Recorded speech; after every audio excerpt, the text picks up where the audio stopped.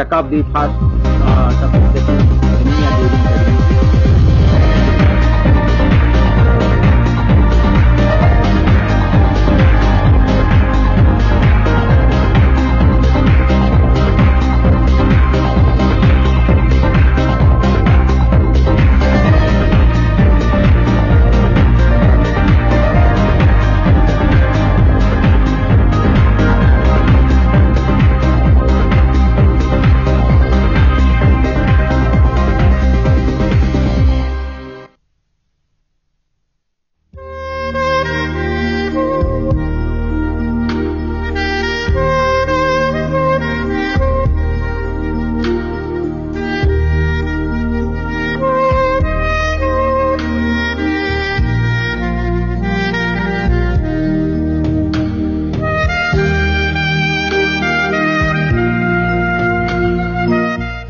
Discussing on the aetiopathogenesis of acute coronary syndrome.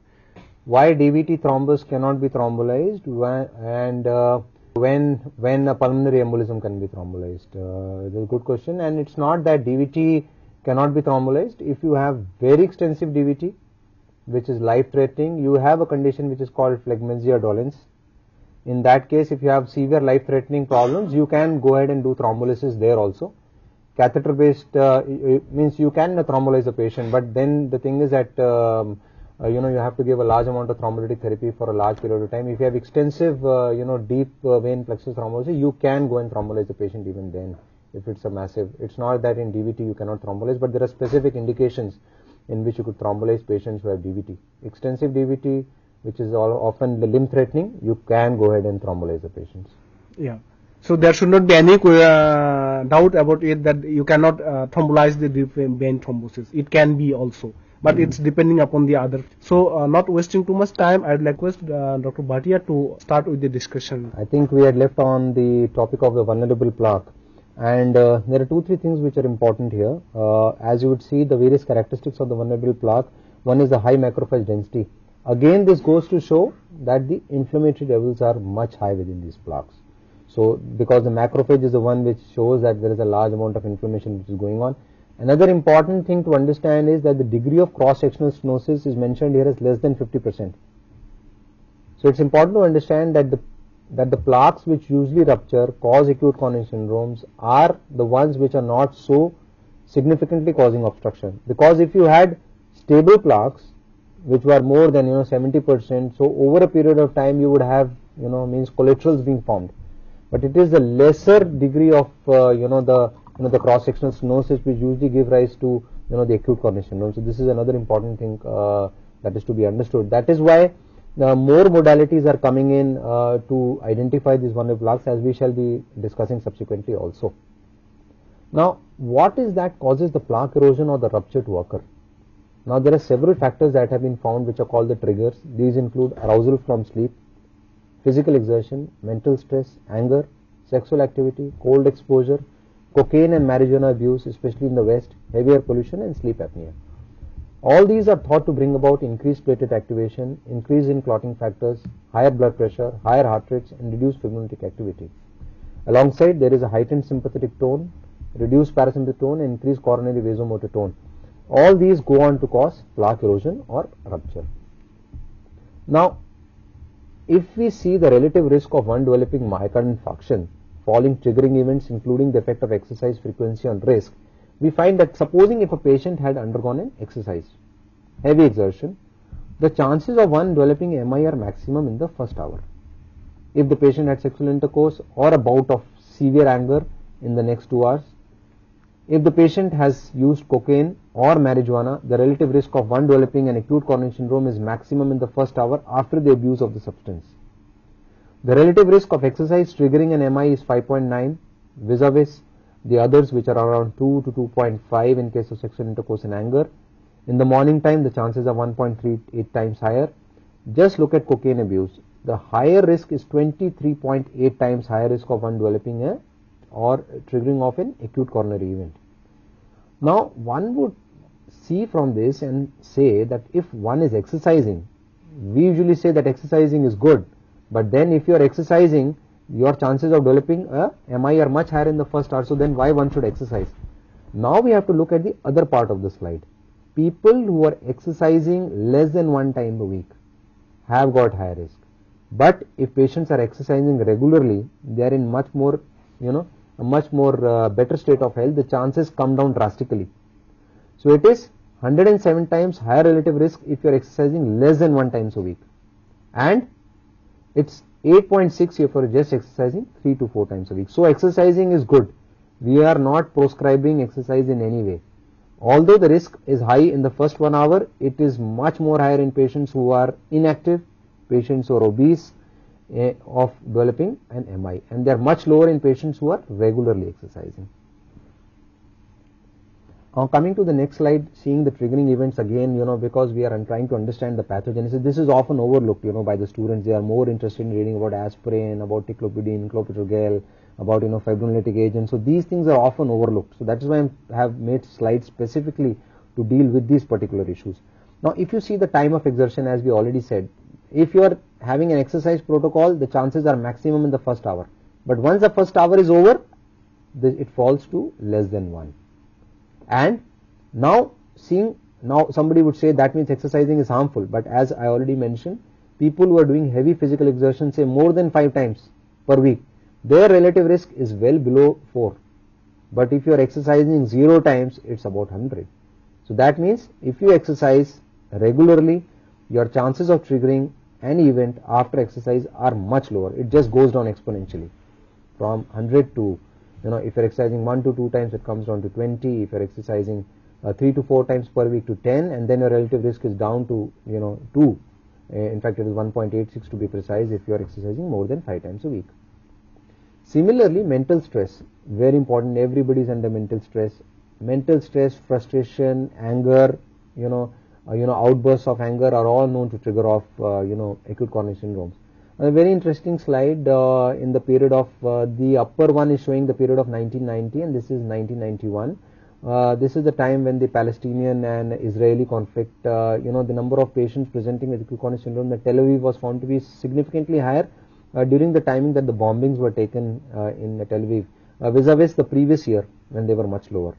So mental stress does precipitate acute coronary syndromes. Now, acute coronary syndromes are more common during the early morning hours. We all know it. And it is very important for us, especially for all the PGDCC students who are doing emergency casualty duties, to understand that if any patient is coming to casualty with chest pain early in the morning, and even if first ECG is normal, please don't neglect it. Keep the patient with you for a good 3 to 4 hours. Repeat another ECG. Do serial ECGs. Do cardiac troponin enzymes, because if a patient, 40-45 years is coming to me with chest pain early in the morning, I'm going to be very careful, and I'm going to give a high index of suspicion even if first ECG is normal, which can happen. So coronary events are more common during early morning hours. But why does it happen so? The next question would come. This is because blood pressure, coronary vascular resistance, and there is impaired vasodilatation found to be occurring during early morning hours. Even the platelet aggregation by platelet aggregation studies is found to be much higher during the early morning hours. The viscosity is much higher, fibrinogen levels are higher, and even the WBC counts as well as the lipid protein A levels are found to be all high during early morning hours. Moreover, after awakening, as one becomes more active and is upright, plasma norepinephrine and epinephrine levels are much higher, and this increases the whole sympathetic cascade and could trigger off events. The figure on the right side is showing that the tissue plasminogen activator, which is protective, is, it's very low during the early morning hours, say, around about 3 a.m. in the morning to 4 a.m. in the morning. And the plasminogen activator inhibitor, the one which is a prothrombotic component, is found to be extremely high. So both are at extreme ends. That is why one is more predisposed to coronary events during the early morning hours. Several studies have shown, this is data from the National Heart, Lung and Blood Institute, which have shown that a large number of MIs are triggered. In fact, the identifiable triggers we have already discussed, heavy physical exertion and the other ones. At least in the US, 245,000 MIs per year are triggered. So if this somehow something could be done to take care of this triggering factor, at least these many patients could have been prevented from developing acute coronary syndrome. So people went ahead and saw whether there is any positive impact of an intervention on the triggering event. Now, in patients who have been on beta blockers, supposing this was a total entire spectrum of acute coronary syndrome. If patients were on placebo, you find that acute coronary syndromes are quite high. But if you put patients who have got coronary disease, who are diabetics, who have got risk factors on beta blockers, if it makes logical treatment, the trigger, the acute coronary syndromes just fall. Similarly, patients who are on aspirin. If patients are on aspirin, look at the coronary events, they are much lower as compared to patients who are on placebo. So aspirin, as we all know, simple drug, easily available, but highly protective. So there can be a positive impact of intervention on the triggering factor itself. What finally results are basically two things. There can either be a plaque erosion, the artery is occluded by a thrombus which is adherent to the plaque. The mechanism here is endothelial denudation. The other is a plaque rupture. A rupture is occurring, the thin fibrous cap has torn and the whole thrombus is projecting into the lumen. The thrombus is formed within the original lipid core, from where it projects into the lumen but does not really cause total occlusion. This would be more typical of an unstable angina or a non-ST elevation MI, whereas the upper one, once it gets totally occluded, would be more, reminiscent of a ST elevation type of an MI. Here is a patient who has got, see this, the terrible thing to have, this is a cross-sectional post-mortem specimen of the coronary artery. You see the coronary artery is totally occluded by a clot. Obviously the patient has not survived this particular, occlusion. Now, what are the various components that happen once a plaque erosion, really takes place? Platelets play a very, very important role. These are small anucleate blood cells which primarily function to maintain hemostasis. A large number of platelets are present within human blood. They have a lifespan of approximately 10 days and there are 1.5 trillion circulating platelets throughout the body. Once the endothelium is breached, these platelets will just go and adhere to the endothelium. We should have a look at it, how it really happens. And once they adhere, they undergo aggregation. And once they undergo aggregation, they undergo activation. So there is a cascade of events that just follows. So now going into the genesis of this whole thing in a more, complicated way. Once there is denudation of the surface of the endothelium, so there is a breach that has been created. The lipid core has been exposed. On the surface of the endothelium, you have got certain adhesion molecules like GP1, like 1 milligram factor. And on the surface of the platelet, you have got certain ligands like the GP1B, which is recognized by the 1 milligram factor. So, using the GP1B receptor, this platelet will come and adhere to this exposed 1 milligram factor or the subendothelial collagen. Once the adhesion has occurred, so the adhesion, now this is showing the adhesion which is occurring through GP1B receptors. The adhesion has occurred to the 1 milligram factor. Other factors are also there like GP1A, 2A and subendothelial collagen, which I already mentioned. Once the adhesion has occurred to the endothelium, the second thing is the activation. Once, now this is a scanning electron microscope which is showing, the platelets have adhered to the exposed collagen. Once the adhesion has occurred, the second step is the platelet activation.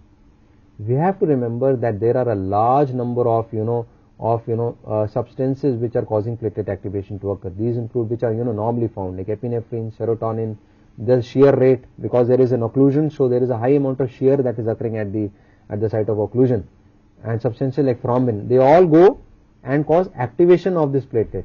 They break down arachidonic acid to form thromboxane A2, and as we all know that thromboxane A2 is a very potent platelet aggregator. Moreover, they all cause increased expression of GP2B3A receptors on the surface of the platelets. Now comes the concept of applied pharmacology. People are trying to see that how this whole process of activation can be taken care of. That is why you have two classes of drugs. First is definitely aspirin, which acts on the cyclooxygenase 1 enzyme and prevents the conversion of arachidonic acid to thromboxane A2. So, alongside understanding the etiopathogenesis, we are also trying to see what pharmacological measures have been created to act at the etiopathogenic level. So, aspirin is acting here at the COX-1 level, and secondly, the thienopyridines, that is basically your clopidogrel and your tiplopidine, they act on the ADP. The ADP also independently acts and brings about platelet activation. So you have two classes of drugs, highly effective, acting at two different sites and preventing platelet activation from occurring. What is also important to understand is that the thienopyridine groups chiefly consist of two drugs. One is your clopidogrel and second is your ticlopidine.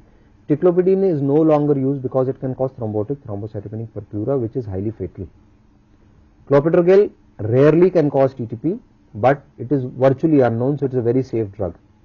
A third newer agent has been reported in New England Journal of Medicine by the name of prasugrel. Okay, so there are now 3 antiplatelet agents that are available. One is your aspirin, second is your clopidogrel, and the third one, which will now become available, is a prasugrel. But prasugrel causes high bleeding risk, so it should be used only for high risk situations. That is also acting at the ADP level. Okay. Now, once you have increased expression of GP2B3A on the receptors, now we'll go to the next slide, and that will help us to now this GP2B3A, what it does is it brings about platelet aggregation. This is the activated platelet. Normally there are hardly any GP2B3A receptors on the surface of the platelet, but once activated there will be 50,000 receptors on each platelet. So large amount of activated platelets, they are expressing GP2B. They will then use fibrinogen and get cross-linked to each other. So a fibrin mesh is formed.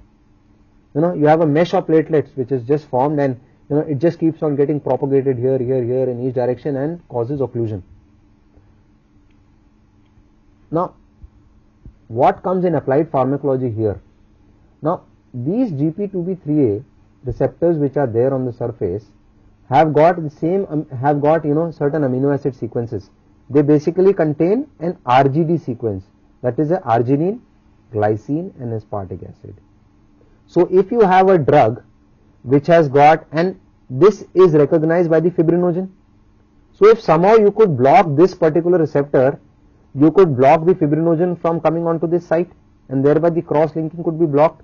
That is why in an ingenious way, your GP2B3A receptor blockers have been developed. The first and the foremost drug that has come into the market is by the name of apixaban, that is Riopro made by Eli Lilly. The others to follow are your tirofiban and eftifibatide.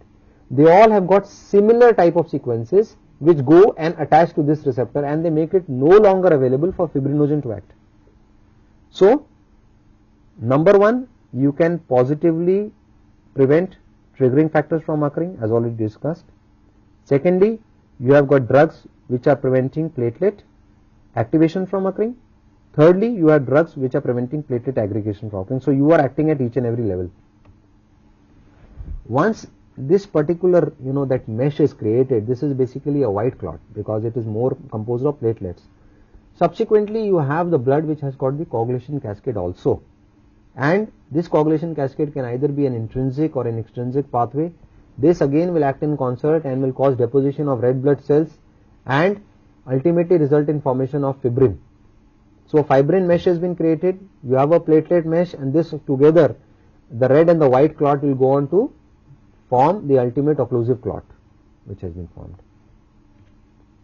The net result is definitely that together they are occlusive, and you can see these drastic things which happen, a totally occlusive right coronary artery. Here you have a left anterior descending as well as circumflex that are totally blocked with disastrous consequences. And what finally results is an acute coronary syndrome, patient presenting with ischemic discomfort, unstable symptoms, broadly classified, initially known as transmural, non-transmural infarcts. Now that definition has been changed, known as non-estivation MI or estivation MI, where non-estivation MI can be further classified into unstable angina, non-Q MI, and you have estivation MI, that is a Q-wave myocardial infarction. The clinical presentation you will have on ECG, as here it depicts, the patient has got ST elevation in the inferior leads, typical inferior MI. If you do an angiogram, you will find the right coronary artery is totally occluded. Now, how do you detect this vulnerable plaque? A lot of work is going into vulnerable plaque. As already mentioned, specific websites are available which are dealing with vulnerable plaque. Now, there are several ways in which the vulnerable plaque can be detected. Angiography is not a good modality because I told you vulnerable plaques are less than 50% occlusive, so you might not be able to identify them. So you have electron beam and multi-slice CT, you have intravascular ultrasound and virtual histology, magnetic resonance imaging, intravascular thermography. In intravascular thermography, basically what you're doing is that since it's an inflammatory process, you are taking a catheter which has got a temperature probe on its surface. So you are directly measuring the temperature of the plaque. If the temperature is high, there's active ongoing inflammation. So that is why you know that this is a vulnerable plaque. Coronary angioscopy, in which you basically go and directly visualize the clot. Optical coherence tomography and near infrared and Raman spectroscopy. This is basically based on Raman's principle, which we all read in physics, of refraction, in which you send in impulses into the plaque and look for whatever refraction has occurred, and then on the property of the refractive signals you find out whether this plaque is stable or unstable. Very fascinating thing is this virtual histology, in which you can just find out what is the component of lipid core, what is the fibrolipid content, what is the fibrous content, what is the calcium content. Everything can be virtually known by virtual histology. Very advanced technique, not easily available, but it's going to be a thing of the future to detect vulnerable plaques. Now, intravascular ultrasound still commonly available at several centers, and this is one intravascular ultrasound which is showing a plaque which has ruptured and caused acute coronary syndrome in a particular patient. Multi-slice CT, another commonly used technique, can help to identify soft plaques, and such patients can be put on aggressive lifestyle modification using drugs like aspirin, statins, beta blockers, and which will prevent any further acute coronary syndromes in the near future. So treatment principles are basically, as we already mentioned, antiplatelets acting at several levels, and second class, if there is an acute aciulation MI, you have fibrinolytic agents. If you have an acute coronary syndrome, GP2B3 inhibitors basically have got that RGD sequence which helps to bind and prevent fibrinogen from binding, and statins. Statins definitely very important, can be used in very high doses. Drugs like atorvastatin have been used in doses as high as 80 milligrams, found to be very safe. Although in India usually the dose used is 40 milligrams because body weight is not that high as compared to the Western population. Very high anti-inflammatory effects. They also cause reversal of atherosclerosis. They help to stabilize plaques which are already there. You can ask, introduce yourself and ask the questions. Near. My question is, in case of non-ST elevation MI, we should use in GP2B3 inhibitor or not? Yes, we should. Medical management. Yeah, we should use GP2B3 inhibitors. In fact, nowadays there is a concept which is called an upstream use of GP2B3 inhibitor. If you have a patient of unstable angina, and patient, in fact, if you feel is very sick and you plan to shift the patient to a higher center, or even if you don't plan, you could start GP2B3 inhibitors, and they are found to be highly beneficial to the patient in the long run. So definitely, yes, you can give GP2B3 inhibitors upstream. In fact, as far as ST elevation MI is concerned, there are several other concepts also which is important for our PGDCC students to understand, because once you start reading textbook, it becomes a bit complicated. Now, as far as ST elevation MI is concerned, one is the thrombolytic therapy. I think people often get confused. Somewhere it is written thrombolytic therapy, somewhere it is written fibrinolytic therapy. Both are in fact the same, but experts feel that fibrinolytic therapy is a better term to use rather than thrombolytic therapy, because here you are really acting on the fibrin component. Second thing is what is called a facilitated thrombolysis. Facilitated thrombolysis. Now people will feel, what is this? It is a combination of GP2B3 inhibitor plus fibrinolytic therapy for ST elevation MI. What people did was, people felt that since the clot has got platelets also, and it has got your RBC thing also, the coagulation cascade is activity, why not act at both levels? So people started giving full dose thrombolytic therapy with full dose GP2B3 inhibitor, but although it was found to be highly efficacious, what was found that the bleeding risks were much higher. So came the concept of facilitated thrombolysis, in which normally what is done is full dose of GP2B3 inhibitors are used and half dose of the thrombolytic agent has been used. We have to be very careful, because the newer fibrinolytic agents like tissue plasminogen activators have got higher bleeding rates. So if you are going to add a GP2B3 inhibitor also, the bleeding risks are much more higher. Then came, you have the concept of primary angioplasty also. Patient coming, you just give the, this.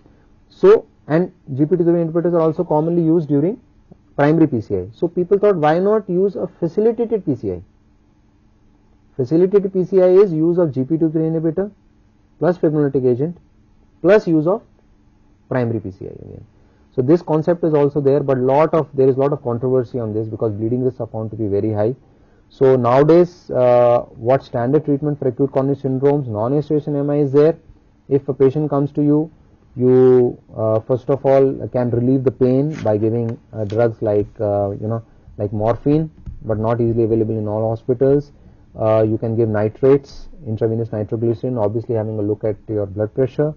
You can use beta blockers. Apart from decreasing heart rate, myocardial oxygen supply, beta blockers are also anti-ischemic. They decrease pain by decreasing myocardial oxygen demand.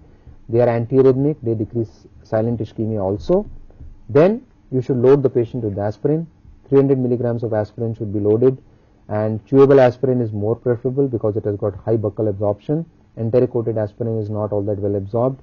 Then you should load the patient with clopidogrel. There is again a controversy on how much clopidogrel to load, but 300 milligrams at least. Even 600 milligrams can be given, found to be more beneficial, but there is no benefit of giving 900 milligrams. The Armada group of trials has clearly shown that 300 or 600 milligrams should be used. Once this has been done, intravenous heparin, if you are in the casualty, you can give 5,000 units of intravenous heparin. If you have a primary PCI available, shift the patient immediately to the lab, do an angiogram, and go ahead and do a primary angioplasty.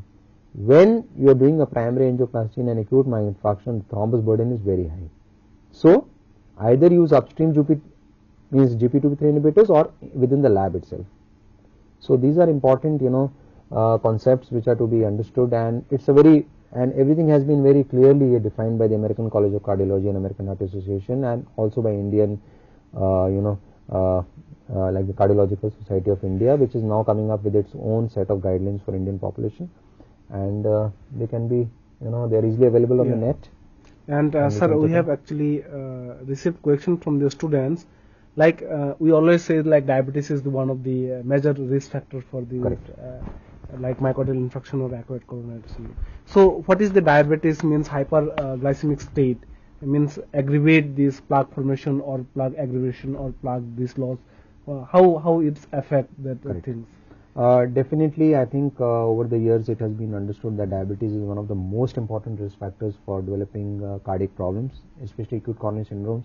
Many patients are first time found to be diabetic. In fact, it also comes as a surprise to them also that patient will come up with the sugars of 400, 450, even 500 when they present with acute coronary syndrome. Diabetes causes endothelial dysfunction and propagates the process of atherosclerosis like anything. It just has an exponential effect. Apart from all these things which are there, a very important work which appeared in the New England Journal of Medicine, a study by Hafner, shows that diabetes patients are CAD equivalents. A patient who has got diabetes mellitus is considered a patient who has had an MI already. It's a CAD equivalent. Although he might not have had an MI, but his risk becomes that much more same. Yeah. So if you have a patient who is a diabetic who is coming to you, such patient should be put on aspirin, come what may. All diabetics should be on aspirin. All diabetics should be, apart from anti-diabetic medication, on ACE inhibitors or ARB group of drugs, and atorvastatin or some other similar drug should also be given. The goals are also different. Otherwise, we would accept LDL cholesterol of about 100 to 130 in a normal patient. But if a patient is a diabetic, we would require their LDL to be less than or equal to 70 milligrams per deciliter. We would require their glycosylated hemoglobin, which is often overlooked. People will come and say that their sugars are, very normal nowadays, and they feel sugar is very well controlled. But if you do their glycosylated hemoglobin, it will be found to be 8, 9. In fact, we have seen patients with glycosylated hemoglobin of even 16 in India, which is, so a glycosylated hemoglobin of less than 7, around 6.5 means there is a good control of diabetes. Yeah. No, I think not only these things, like as you said, it is the LDL which is need to be around 70. So once LDL level is high, definitely in the case of diabetes, all this process is more aggravated or accelerated. Definitely, especially it is the basically LDL and high lipid profile is the one of the major risk factors. Besides this hyperglycemic state. Very true, because such patients have got diabetic dyslipidemia also. And triglycerides are also high. We would require triglycerides to be around 150. So fat formation and all this plaque formation definitely gets accelerated to a large extent.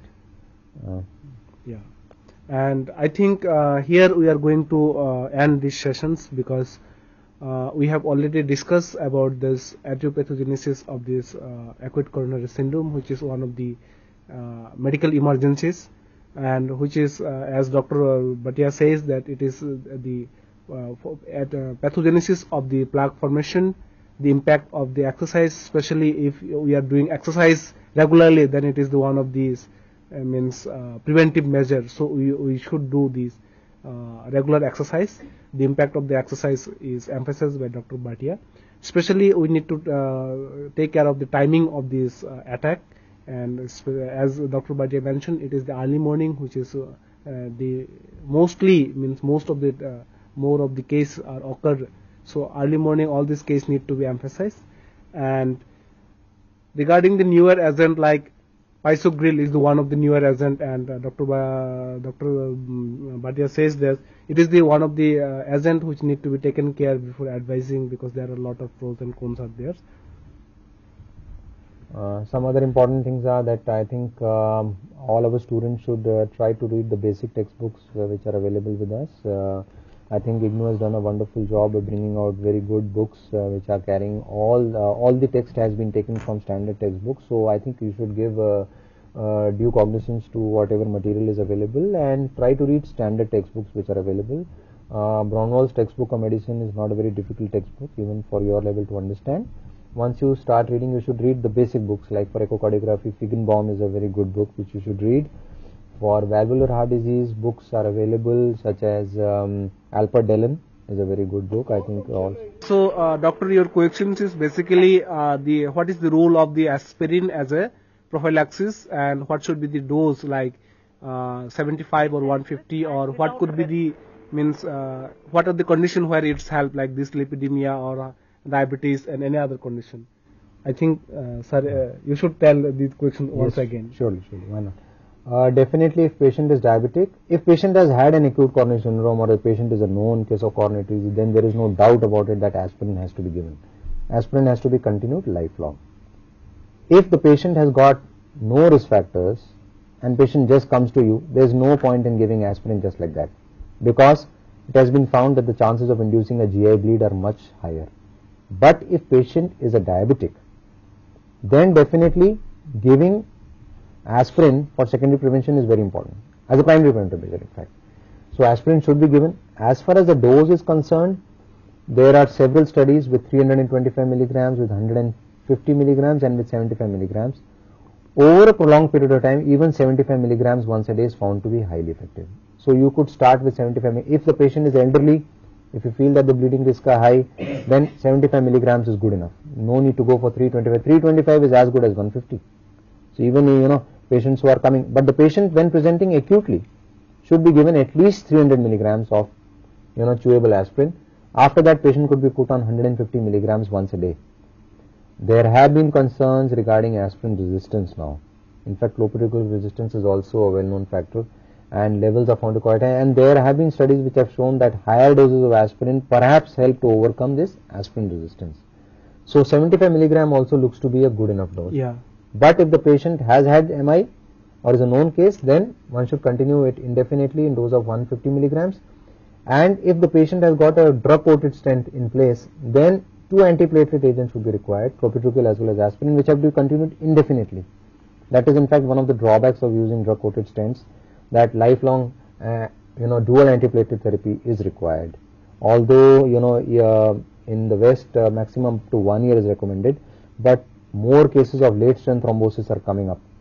You have what is called late and very late strength thrombosis. Very late strength thrombosis is beyond 1 year.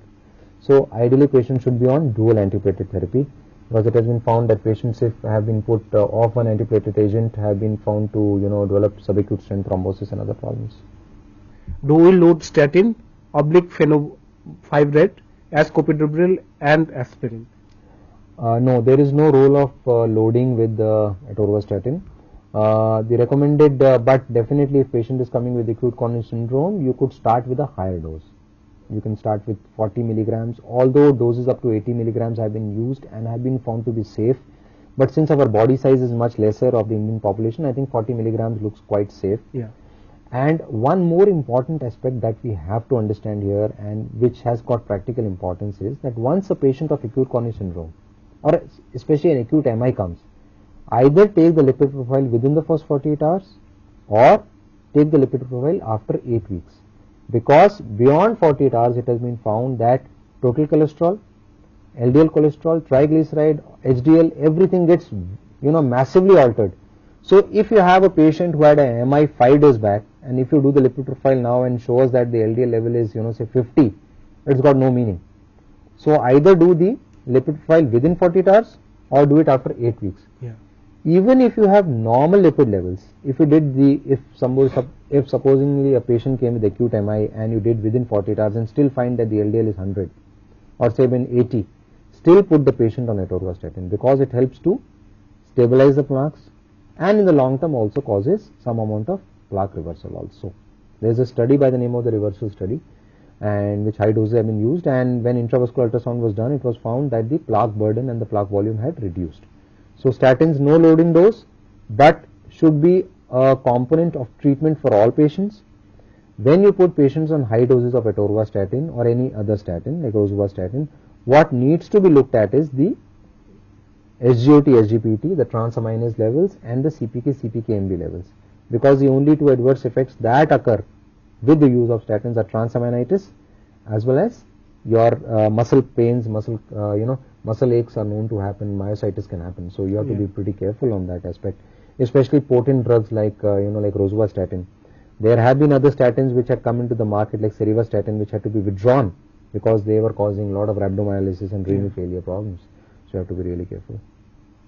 So I think Dr. Manoj, you must be very much benefited by these discussions, and here we are basically going to end these sessions, and I really would like to thanks to Dr. Binit because with such a nice wonderful discussions that all of the students must be very much benefited by his discussions. And I also would like to say thanks to all of our students sitting here in EMPC studio as well as other studio regional centers across the country. We have got interacted with the students from the Ranchi, Calcutta, Hyderabad, Chennai as well as from Mumbai. And I would like to say thanks to our regional center staff who has got facilitated this program for our students. Special thanks to go to the team of the EMPC who has really coordinating this program to broadcast this program across the country. And here I would like to say thanks to all of you, and we end these sessions at this point.